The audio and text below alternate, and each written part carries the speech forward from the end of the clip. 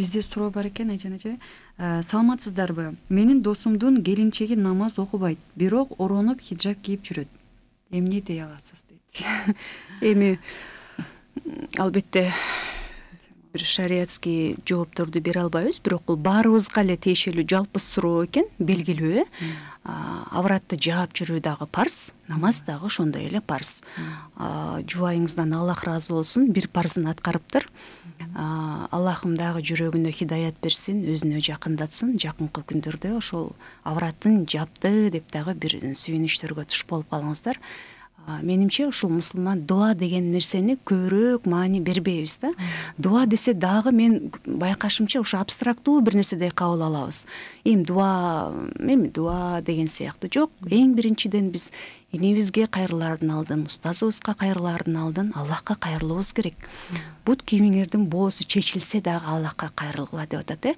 Аллах Таала деген биз ойлогондон, биз элестеткенден, биз бир түшүнгөндөн таза нерсе да, таза зат да, ошондуктан биз кандай ойлосок дагы Аллах Таала андай эмес деп атпайбызбы? Биздин акылыбыз жетпеген бир можизанын ар жагында түшүнүк деп. Демек, биз бир нерсе сурасак, адамдар жаман көргөндөй кээде түшүнүп алабыз да, адамдар жаман көргөндөй Алла Тааладан дагы ошол майда нерсени сурайынбы деп. Жок.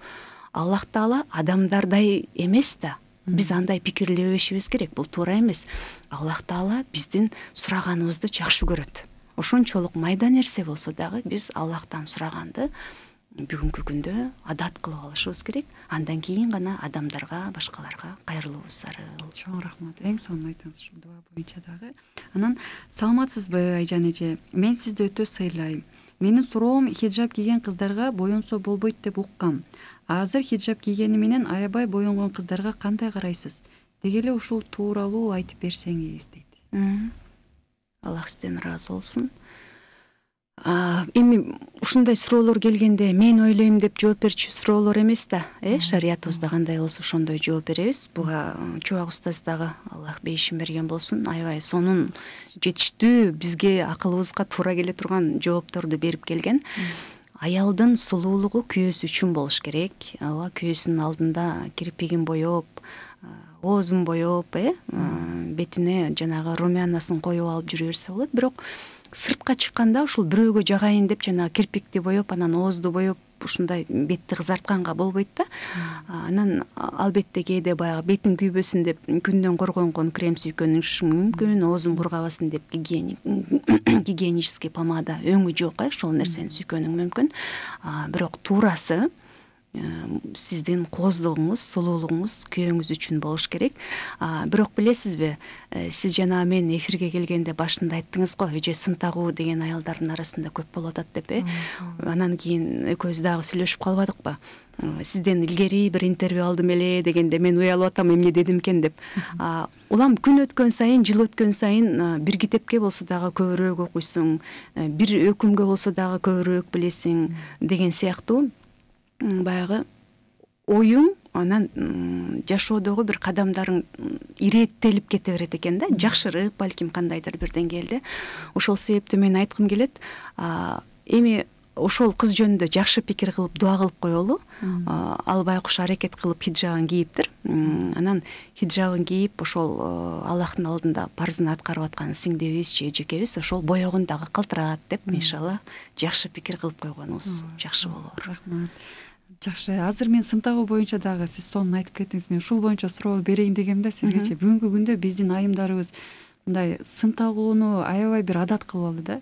Мисалы бирөөнүн жүрүм турумун, ошонун эле өң келбетинен баштап, кийинген кийиминен баштап, мисалы сын тагабыз да.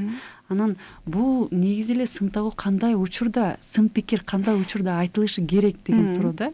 Анан ушул сын тагуу бизде негизи кандай каралат? Негизи динде мындай нерсеге көз карашыңыз кандай? Караңыз. Сын айткан адам альтернатива сунушташ керек. Маселен, сиз мага эже мындай кийбеңиз дегенде альтернатива сунуштаңыз да, эгер стилист болсоңуз, сизге могул жарашат деп. же болбосо шариятка туура эмес бир нерсе кийип атсам, эжем шариятта мындай эмес, мындай деп сунуштаңыз. Анан жөн эле отуруп алып мага жагат жакпайт деген бир өзүңдүн табиттин сыны болуп калды да, мага жагат жакпайт деген бул табиттин сыны болбош керек. Анткени эми биз ааламдашу заманында Кудайга шүгүр өзүбүз 3-4төн дипломубуз бар, алдыбызда 7-8ден диплом бар. Уят нерсе да, отуруп алып бул мага жагат жакпайт деген бир өлчөм менен өлчөш сынды. Сын айтып атсаң, бул шариятта туура эмес деп айтышың керек. Анткени сен баягы мусулман бир тууганыңа жакшылык каалаган себептүү эжем же сиңдим ушуну оңдоп коюңуз, балким билбейсиз деп айтсаң болот.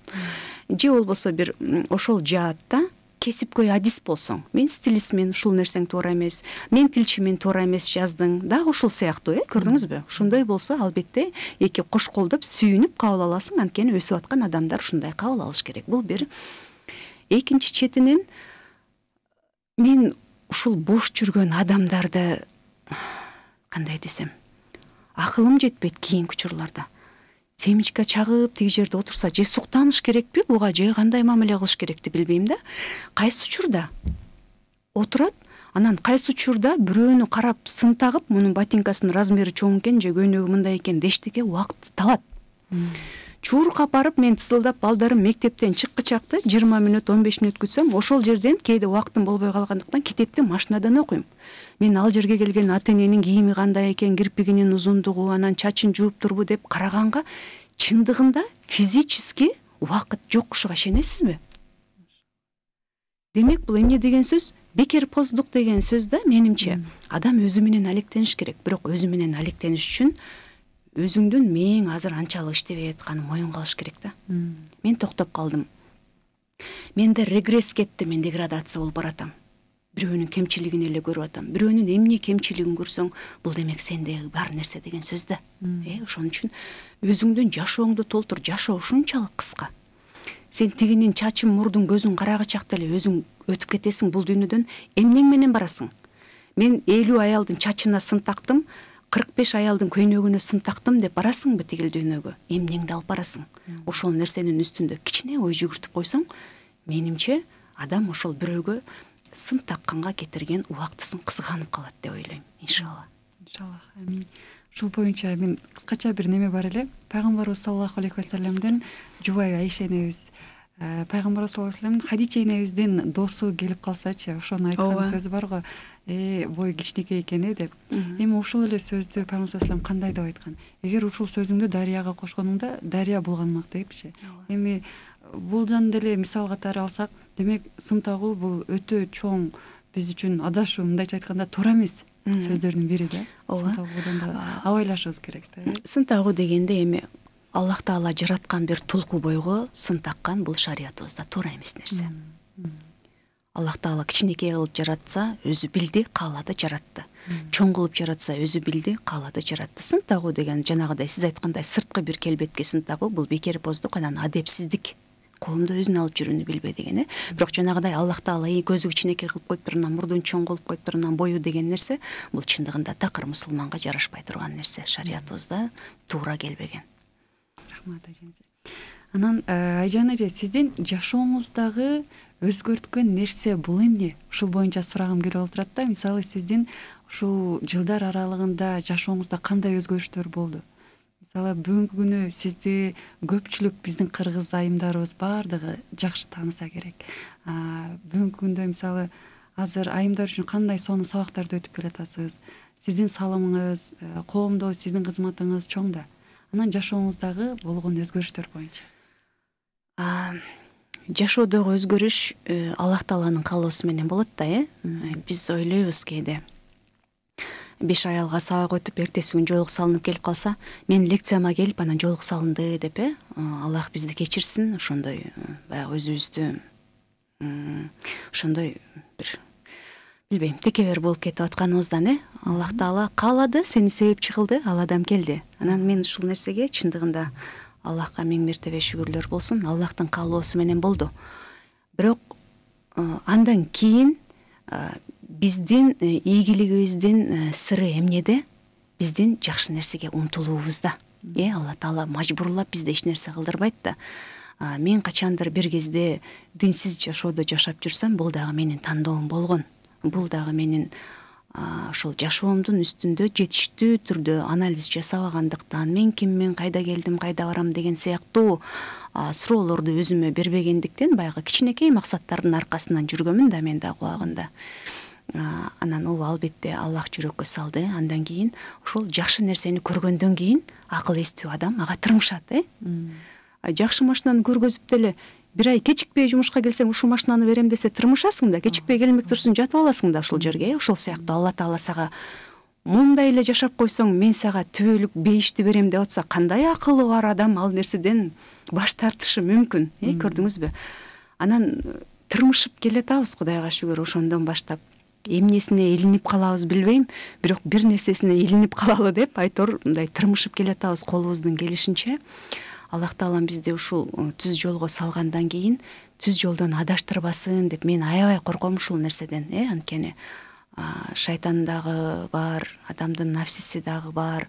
Анан жашообузда азыр ушунчалык бизди азгырган сырткы факторлор бар. Эшикке чыгып туруп эле бир көңүл коюп карасаң ээрчип кетчү факторлор аябай көп да. Ошон үчүн ар дайым Аллахтан жардам сурап, ар дайым Аллахтын коргонунда болуп жүрүүбүз аябай зарыл. Менин өзгөрүүм эң эле ушул динсиз жашоодон динге келгеним болду да. Динсиз жашоодон динге келгеним болду. Эң эле өзүмдүн кимдигиме баа берип, аялдык бир эртең менен эле жаздым. Менин ичимде ар дайым бир кичинекей Елизавета II отурчу эле деген сыяктуучу. Елизавета II деп эми тамашалап айтып калам, бир королева отурчу эле деген сыяктуучу. Ушул нерсе динге келгенде бекемдеди да. Аялдын ичинде бир ушундай ар бирөөбүздүн ичибизде бул жакта корона кийип алып, бир Елизавета отурат экен да. Ушул нерсени Алла Таала аял сенин деңгээлиң ушундай, сенин ордуң ошол жакта десе, биз тигил жака өзүбүздүн каалообуз менен кете берет экенбиз да. Болбосо эркектерди Алла Таалам жакшы эле бизге кызмат кылдырып, камкордук көргөзүп, жаныбызга баардыгын толук коюп коюптур да. Атаң дагы сени карайт, уулуң дагы, бир тууганың дагы, күйөөң дагы, балаң дагы, мамлекетиң дагы десе, биз анын баарын калтырып коюп, бул жака барып мындай күң болуп жашаганды мындайча образын айтканда тандап алган экенбиз да. Ушул нерсени мен так билдим өзүм үчүн, Кудайга шүгүр. Эң негизги өзгөрүү мына ушул жаатта болду. Алхамдулилlah. Алла разы болсун айжанычы. Алла Таалам өзү сизди мээримине бөлөгөн болсун иншаллах. Анан бизде суроо бар экен. Ассаламу алейкум Айжан устаза, Аллах разы болсун силерден дейт. Аракеттериңерге берекет болсун. Мээнетиңердин үзүрүн көргүлө. Сиздин устазаңызды билсек болобу дейт. Алейкум салам. Азыркы учурда бир эки устаз бар, бирок алардын өздөрүнүн каалоосу менен аттарын айтпай эле коеюн. Ооба, устаз кармануу зарыл экен. Мен ушул нерсени дагы Аллах Таала бир себептерди жөн жерден бербейт. Мен Аллахка ушунчалык шүгүрлөрдү келтирем, субханалла. Биз көргөндү гана билбейт экенбиз да. Алла Таала бизге берип аткан мээримди, биздин алдыбызга мындайча образын айтканда төшөп берип аткан кызыл килемдерди такыр көрбөйт экенбиз. Кичине ойлонуп койсок эле көрөт экенбиз. Ушул бир 10 жыл аралыгында темселеп тиги устаздан бирди сурап, бул устаздан бирди сурап, өз алдымча окумуш этип аябай кыйналдым да, илим алыш керек экен деп. Көрсө устаз кармануунун хикматы ушул нерседе экен да. Сен бир 5 ай издеген маалыматты устазың алмындай деп эле айтып коет экен да, жөнөкөй жери. Ошон үчүн адашпаш үчүн, динде баягы багытты туура алыш үчүн, жеңилирээк болуш үчүн, тереңирээк илим алыш үчүн сөзсүз устаз кармануу зарыл экен. Устаз карманууну сунуштайм баардыгыңыздарга. Динде илим алууңуздун процессин жеңилдетесиз иншалла. Амин. Менин 1 жашта балам бар дейт. Мен кандай намаз баштасам, жармашып ыйлап баштайт. Ары түртүп, бери түртүп окуйм. Караган киши жок. Бүткөнчө ыйлайт. Ошол туурабы дейт. Ушул сурооңузду бир устаздарга бересиз го. Хидаят Кежи деген баракча бар. Кээ бир учурда ушундай деп жооп берип коюунун өзү дагы адепсиздик болот экен. Буга бир туура шариатта так далилдер менен Хидаят Кежи деген баракча бар, Дарулифта деген баракча бар. Ушул бир так маалыматтарды алыш үчүн ушундай устаздардан жооп алыш керек. Ким жоолук салынып жүрсө эле, сабак өтүп жүрсө эле сурай берүү дагы бул туура эмес нерсе. Бул жерде дагы бир суроо бар экен. Оронуп деген сөз чыкты дейт. Оронбой эле кыргыз аруке кыздар болгон да. Силер оронуп эмнени тактап жатасыңар? кыргыздар келин болгондо оронгон не деген түшүндүрчү дагы бир аз. Эми оронуп дебесеңиз жамынып деп алыңыз, жамынып дебесеңиз кийинип деңиз, аны айткыңыз келбесе чала кийинбей толугураак кийин деңиз. Эми буну айткандан эч нерсе өзгөрбөйт.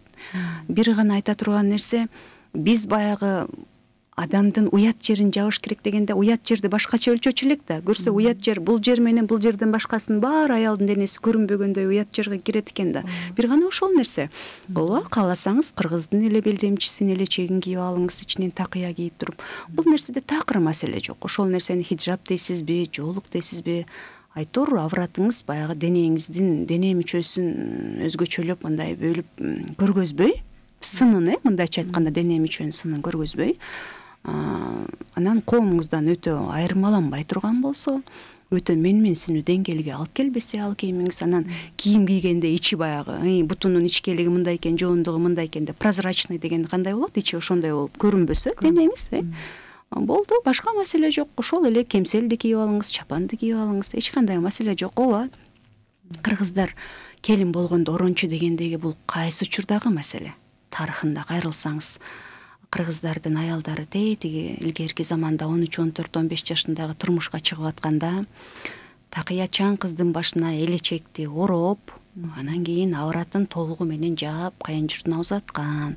Эми азыркы учурда заман өзгөрдү. 25ке чейин күйөөгө тийбесек, 25ке чейин авратты жаппай жүрүп алуу деген сөз эмес да. Күйөөгө тийбесең дагы авратыңды жаба бер деген сөз болуп атат да. Ошон үчүн биз деле ошол тарыхка таянып, тарыхый кийимдерге таянып сунуштап келе жатабыз.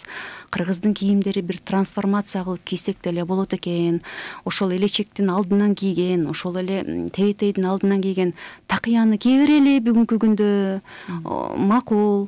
Күйөөгө тийгеле кыздар такыясын эле кие берсин. Күйөөгө тийгендерибиз жоолугубузду салынып элечегибизди кийели. Эми ага деле болбогондор бар да, жөн эле капталдан чыга бергендер. Эгерде чындыгында салгыңыз келип атса, оронуп деген сөз жакпай атса, кыргызча эле элечек кийип алсаңыз деле болот, иншалла. Рахмат Айжан эже. Менимче түшүнүктүү жакшы эле жооп бердиңиз болуш керек. Бул эжеге дагы түшүнүктүү болуш керек деп ниет кылабыз. Анан азыр мен жүрүм турум маданияты боюнча сурагым келип атат Айжан эже. Мисалы бүгүнкү күндө биз өзүбүздү алып жүрүү маданияты кандай болушу керек? Бул боюнча дагы токтолуп кетсеңиз. Анткени бул деле көбүнчө көп суроолорду жаратып келет да. Ооба. Коомду алып жүрүүдө көп маселе бар, көңүл бурчу. Бирок биз маданият дегенде өзүбүздү мусулман деп эсептеген адам өзүбүздүн маданиятыбызга мындай таянып чыгышыбыз керек да, аттал кийип атса дегенде, ошол маданиятыбыздан. Ушуга бир мисал келтирейин. Менин балдарым бир эл аралык мектепте окушат да. Анан этика деген сабак бар, баягы вилка менен бычак менен тамак кесип жейбиз дегендей.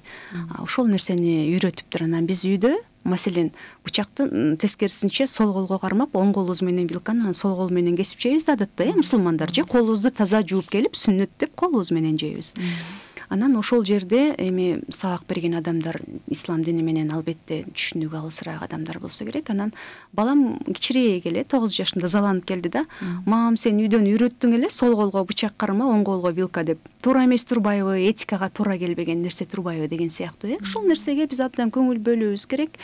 Ооба, мусулмандар ушул нерсе маданият экен деп туруп, эркектер, аялдар машинадан чыгып келатканда эркектер анын колун кармап түшүрүү маданият экен десе, биз ушул маданият экен деп ээрчип кетпейбиз да. Же болбосо аялдар мынтип тура калса эркектер пальтосун ала калат экен. Жок, сага чоочун эркек жолобош керек деген өзүбүздүн эрежебиз, этикабыз барбы? Биз өзүбүздүн динибизге жараша бир этикаларды өзүбүзгө кабыл алуубуз керек.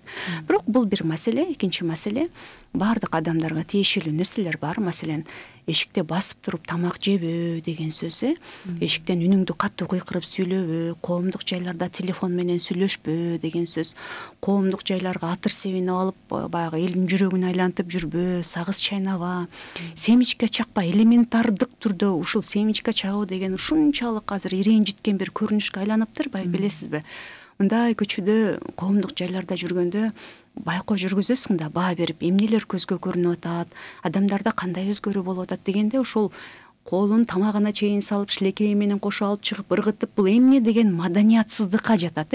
Бул жерде диниңди билесиңби, билбейсиңби, жогорку окуу жайда окудуңбу, окуган жоксуңбу, бул көрсөткүч болбош керек. Бул адамдык гана бир этика болуш керек, башкаларды сыйлоо деген.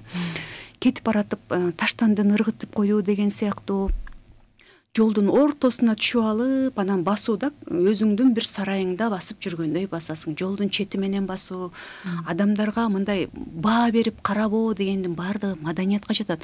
Көзүңдү түшүр, өзүңдүн жолуң менен. Машиналардын жай айдаганы кандай айдайт? Жолдун оң тарабына түшүп айдайт. Жай басып баратсаң, жолдун оң тарабына түш дагы басып кете бер. Жолдун ортосуна туруп алуу деген өңдүү, эшиктен баласын кагып силкүүңдү абдан көп ушундай бир көзүбүзгө жат көрүнүштөр. Буну ислам дини дебесек деле кыргыздын маданиятында болбогон, көзгө өөн учураган көрүнүштөр тилекке каршы көп болуп жатат. Биз ушул нерсеге да көңүл буруп келебиз. Эмне үчүн 60%дан ашык мусулмандар жашаган өлкөдө ушунчалык бир көзгө өөн учураган маданиятсыздык бир көрүнүштөр болуп атат десек, демек биз динибизде жашаган жок экенбиз да. Демек сырткы эле атрибуттары болуп атат, жоолугубуз бар, бирок көчөдө алып жүрүү адебин дагы билбей жатабыз. Адамдарга туура мамиле кылуу адебин дагы билбей жатабыз деген сөз. Менимче бул өтө ойлончу маселе. Менимче бул биздин бүгүнкү темабызга өтө байланыштуу. Өзгөрүүгө кадамдар дегенде, адам өзгөрүү дегенде отуруп эле мен имам Шафийдей болуп бүгүн аалым болом деген чоң максатты албетте койгон келет, пайгамбар саллаллаху алейхи вассаламга окшошкун келет. Айша энебизге Аллах андан ыраазы болсун окшошкун келет. Бирок кайсы арыбызга, эгерде биз жок эле дегенде таштандыны таштабай койгонду биле албасак, жок эле дегенде сагыз чайнабай кое албасак көчөдөн, жок эле дегенде ошол маршрутный таксиде, коомдук жайларда жүргөндө телефондон кыйкырбай сүйлөгөндү үйрөнө албасак, жок эле дегенде ушуларды калтыра албасак, демек биз чоң максаттарга умтулууга мүмкүнчүлүгүбүз жок экен да деген сөз болуп атат да, менимче.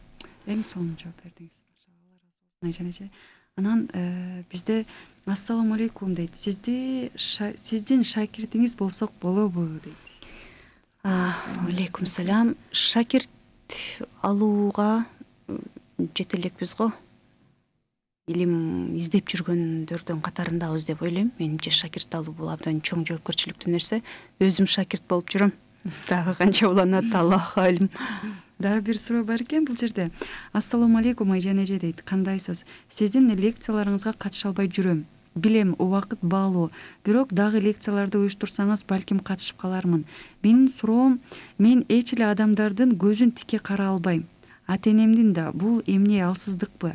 Бул мурун сезилчү эмес. Азыр чоңоюп адамдар менен баарлашканга тоскоолдуп жаратат экен. Аябай кеңешиңизди берекетиңизчи дейт. Алейкум салам. Лекциялар боюнча баракчаларга жарыя болот алдын ала. Кайсы күндөрү өтөбүз. Аллах насип кылган болсо, иншаллах келесиз.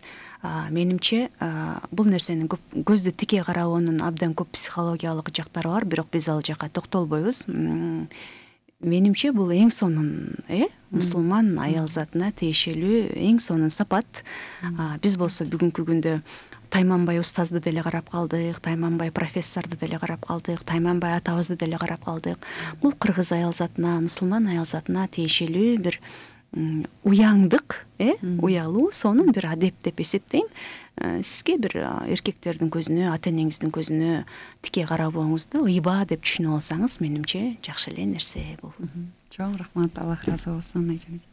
Анан азыр мисалы өзгөрүүгө дагы бир өрнөк тутчу инсандар ким десек, бул биринчи эле пайгамбарыбыз саллаллаху алейхи вассаламда. Анан кийин андан сырткары ушу сахабаларды алсак болот, ошолордун өмүр баянын окусак болот.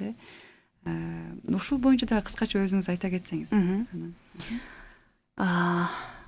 Албетте азыр эгерде пайгамбарыбыз алейхиссалату вассаламдын басып өткөн жолуна, өмүр тарыхына кайрыла турган болсок, ооба тарыхта дүйнө жүзүндө пайгамбар саллаллаху алейхи вассаламдай, Мухаммад Мустафадай болгон эч бир инсан болбогон, болбойт дагы.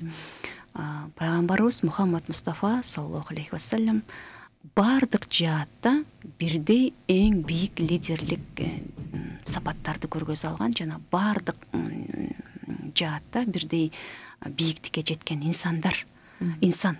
Бул боюнча илимий изилдөөлөр дагы, ойчулдар дагы, даанышмандар дагы, илимий ишкерлер дагы бир ооздон тактап пайгамбар саллаллаху алейхи вассаламды үлгү кылып келишет. Албетте баарыбызга пайгамбар саллаллаху алейхи вассалам үлгү болуш керек, бирок Аллахтын элчиси, биздин сүйүктүү пайгамбарыбыз Мухаммад Мустафа саллаллаху алейхи вассаламдын Аллах Таала тарабынан берилген тубаса дагы бир сапаттары болгон, ошол тубаса дагы сапаттары бар. Врожденные и приобретенные качества деп коет. Приобретенный дегенин кыргызчасын так которо албай калышым мүмкүн. Баягы кабыл алган сапаттар деп коелу, Мен тилчи эмесмин да, ошондуктан туура эмес болуп калышы мүмкүн. Демек, бул нерсе менен эмне айткым келип атат? Ооба, пайгамбар саллаллаху алейхи вассаламдай болууга аракет кылабыз. Пайгамбар саллаллаху алейхи вассаламчалык ишенимдүү, пайгамбар саллаллаху алейхи вассаламдай сөзүнө турган, ошончолук адамдардын ар биринин өзүнүн билим деңгээлине, анын кимдигине жараша, керек болсо барган жеринин диалектисин эсине алып, баягы динди түшүндүрүү методдорун үйрөнүп алсак, бүгүнкү күндө кандай мыкты болот эле. Үй бүлөгө көңүл бөлүүдө адамдардын жакшысы пайгамбар саллаллаху алейхи вассаламдай көңүл бөлсөк кандай болот эле. Баланы сүйүүдө, үммөткө кызмат кылууда дей коюңузчу, баардык жаатта жүрөгүң ойнойт пайгамбар саллаллаху алейхи вассаламдын бир жасаган иштерин эске алсаң. Бирок сахабалардан дагы ала турган болсок, маселен, ооба, биз айтышыбыз мүмкүн. Ооба, ал эми пайгамбар да, мен жөнөкөй эле пендемин да деп туруп, бир кол жеткис нерседей көрүп коюшубуз мүмкүн. Бирок андан бир жагы эле ошол эле Абу Бакр радиаллаху анху, Умар радиаллаху анхуну ала турган болсок, алардын сапаттарын биз өзүбүзгө мындай приобретенный качество кылып алсак болобу? Ошол эле Умардын эр жүрөктүүлүгүн, ошол эле Аллахандан ыраазы болсун, Абу Бакр Аллахандан ыраазы болсун, анын бир дипломатиялык жактарын, ушул сыяктуу нерселерди алсак болобу? Маселен, азыркы учурда Умар радиаллаху анхудай болгон мусулмандар болгондо, анан сен матрешкадай болуп, анан кийин сен хиджабкүл, арабкүл деген адамдар болбойт эле. Эгерде ошондой бир мусулмандарга, алардын абийирине, алардын бир өзүнүн адамдыгына шек келтире турган сөздөр болгондо, Умардай болгон эркектерибиз болгондо, алардын мойнунда Умардын кылычы турат эле деп калам да. Ошон үчүн менимче эркектерибизге ошол Умар радиаллаху анхудай болгон бир эр жүрөктүүлүк сапат бүгүнкү күндө абдан керек болуп жатат. Көп дуа кылабыз ошентип. Динди жеткизүүбүздө жок эле дегенде ошо Абу Бакр радиаллаху анхунун дипломатиялык жагын ала турган болсок, бул эмне деген сөз? Бул эми башка адамдардын жакшы жагын өзүбүздө ошол тубаса сапат жок болсо дагы, мен ушул сапатты алайын деп үйрөнүп, кабыл алчу бир жакшы сапаттарды алсак болот деген сөз. Иншалла. Аллах ыраазы болсун, Айжан эже. Бүгүнкү биздин эфирибизди аяктап баратат. Эмесе азыр ушул өзүңүздүн жакшы бир акыл кеңешиңизди, көрөрмандарга каалоо тилектериңизди айтып өтсөңүз. Биринчиден, сиздердин жамааттан Аллах ыраазы болсун. Ушу Өзбек ажыны дагы башында айтып өттүк, Аллах ыраазы болсун. Абдан чын дили менен баардык акылын, өзүнүн физикалык мүмкүнчүлүгүн буту менен чуркап, тили менен сүйлөп абдан кызмат кылып келет агайыбыз. Аллах Таалам өмүрүнө береке берсин, үй бүлөсү менен бейиште чогуу кылсын. Аллах Таалам ошол сиздердин жашооңуздарга, акыретиңиздерге пайдасы тийген адамдарды жаныңыздарда кылсын. Баарыбызга бул дүйнөнүн дагы, акыреттин дагы пайдасын алып кеткен бир акылмандык көрөгөчтүк берсин Алла Таалам. Бүгүнкү күндө бизге аябай ушу жүрөгүм ооруу эле каалаган нерсе, илимге чындап чын ыкыластуулук менен умтулсак, пайгамбар саллаллаху алейхи вассаламга сөз тийгизбесек, пайгамбарыбыз алейхиссалату вассалам Мухаммад Мустафанын дини терроризмдин дини, экстремизмдин дини деген нерсеге жүрөк ооруйт, көздөн жаш тегеренет. Ушул сөзгө такыр тийгизгим келбейт пайгамбарыбыз алейхиссалату вассаламга. Ушул сөздү тийгизгенден корксок, үммөтүм деп ыйлаган ошо пайгамбар саллаллаху алейхи вассаламдын көз жашына татыктуу болсок, бүгүнкү күндө мусулмандын имиджи тилекке каршы сабатсыз, анан депрессиядан келди, анан стресстен келди деген нерселерден чыгып, бир интеллектуалдык деңгээлге жетүүгө аракет кылсак, адамдар менен сүйлөшүүдө ошо дипломатиялык жолдорду, агрессивдүү бир кадамдардан алысыраак болсок, мусулмандар, анткени биздин дин ушунчалык баардык нерсени ичине каткан дин адамдар менен мамиле кылуудан баштап тиги жан жаныбарларга кандай мамиле кылууну дагы үйрөткөн. Ушул динибизди пайгамбар саллаллаху татыктуу деңгээлде үйрөнүп алсак деп, анан бири-бирибизге чын ыкластуу дуа кылгандардан бололу иншалла. Бүгүнкү күндө мен кыйын, сен кыйын деген заман эмес. Дагы бир жолу эскертип кетейин, динди, илимибизди өзүбүздүн кадыр баркыбыз үчүн колдонбообуз зарыл. Буну акыретибиз үчүн чын ыкластуулук менен колдонуп, бири-бирибизге бул дүйнөдө жакшылык кыла албасак дагы артыбыздан дуа кылганды үйрөнсөк иншалла. Анан менимче биримдик болгон жерде диндин дагы бир көтөрүлүүсү, көрсөткүчү жогорулайт деп ойлойм иншалла.